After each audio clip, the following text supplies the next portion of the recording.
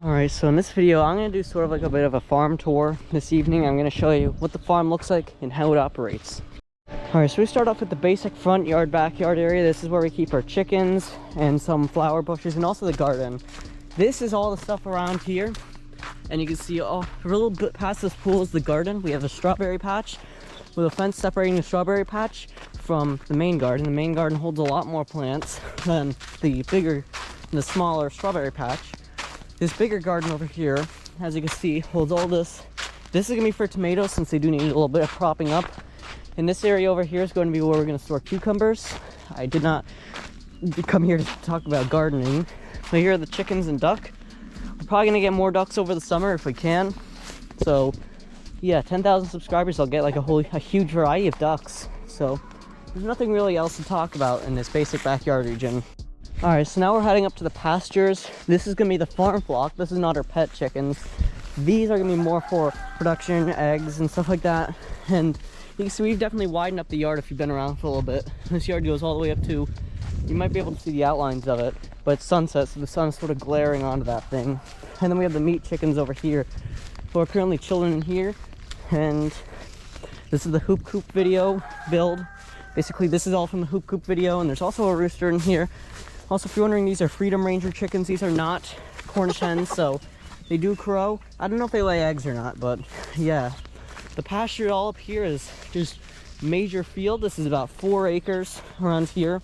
The front yard is a little bit less than an acre, maybe about like 7/8 of an acre. This is 4 1/4 acres, I believe.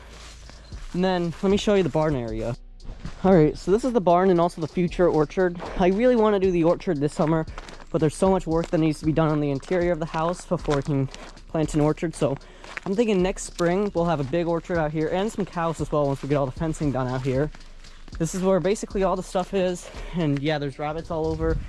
This field is not for hay use. This field is just basically to walk in and also in the winter make some incredible skiing stunts if there's snow out here, unlike this winter. And down here's where the main portion of the orchard is, or where it used to be. There used to be dozens of trees down here. Now there's only a couple surviving ones, like some cherry trees up and down here. And yeah, I'm probably gonna get like 2,000 ticks by walking over here, so yeah. Next up we have the further back pasture. This field is about maybe 2 acres. Now if you forgot to tell you about back there, that field is a little bit over an acre. This field is really good for skiing. As I said, it has a much better slope than that field. However, this field has a lot more weeds into it. This is what I call the back pasture. Up there is going to be the cornfield and the hunting fields. So this field is just basically for more hay use. And also the hunting fields have not been used for a long time, so we just use them as more hay. You can see this, nothing really interesting about the field. And also if you're wondering about the woods, we're going to go into that in a minute. Alright, so this is the corn patch, or it's going to be a corn patch in a couple of short days actually. It's just about Memorial Day weekend, and once Memorial Day weekend goes over here, we start planting things because we're up here in the northeast. So you can see this field, really nice, spacious. And then in here, there's just some weeds over there, really overgrown stuff. I've seen multiple foxes in there. And then over here, these are just more hay fields. There's nothing really interesting about them, other than the occasional tree stand. But yeah, other than that, nothing too interesting to really report on, other than the fact that down tree over here really does make for a good fort. That's really all there is to report on over in this area. Just a couple down trees and some really tall grass. Enter the realm of endless possibility and also endless video ideas. The woods, very, very lush wilderness, and also very impossible to see in front of you. It's like you're walking in a blizzard. This rock right here is pretty memorable. This rock is where I generate video ideas and also write out some scripts. And I bet you I can find something in this woods that isn't a damn squirrel. I better not stumble upon a bear, but I bet I'm scaring everything out as I'm speaking quite loudly, because there have been quite a few bear sightings over here, so I'm trying to make sure that it's all away. I want to get down to the brook, and yeah, the swamp is basically the border down there. I don't really know if I would consider it a swamp anymore, but you know, yeah, that's really all there is to report on over here. So yeah, I really wish I brought my phone with me now. It looks real nice out here. You can see all this stuff over here. This is still the farm, believe it or not. We're on just about 27 acres of land, so This will probably become a pig pasture in a couple of years. I'm probably going to use some of the funding from my channel in the future to be able to get some pastured pigs. And this abandoned tree stand over here is perfect, and I mean perfect, for watching wildlife and also screaming some pretty inappropriate words at bobcats whenever they steal your chickens. Because I've chased a couple bobcats out here before. Now, there's a couple ways I can go back up to my house. It could just be to walk up this treacherous hill, or I could just walk up the road. The treacherous hill is a bit more safe because, you know, people blast down my street at 55 sometimes, despite the speed limit being 35. You could just walk down here, and you'll notice that you're just engulfed in just pure quietness. If there's no cars going by, it's one of the quietest places you could ever go venture to. Just basic woods anywhere near you is just a great place to be in general. It's just very hard to see in front of you.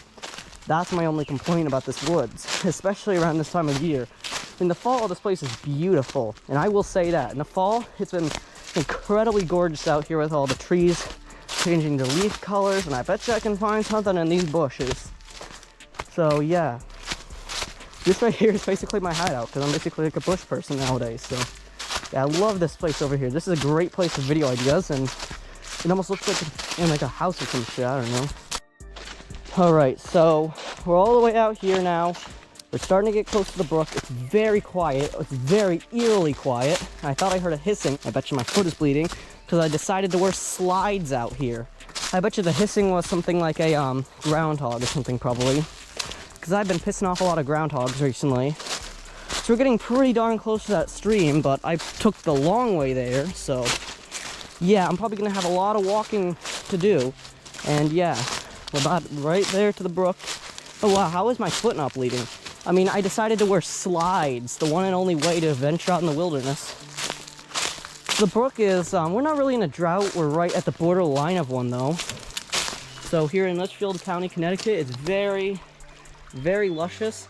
This is much better in the spring rains, but this spring's been one of the driest springs I think we've had in multiple years. This is about the border of the property to the neighboring property over here. But here, I'll let you listen to it for a couple seconds.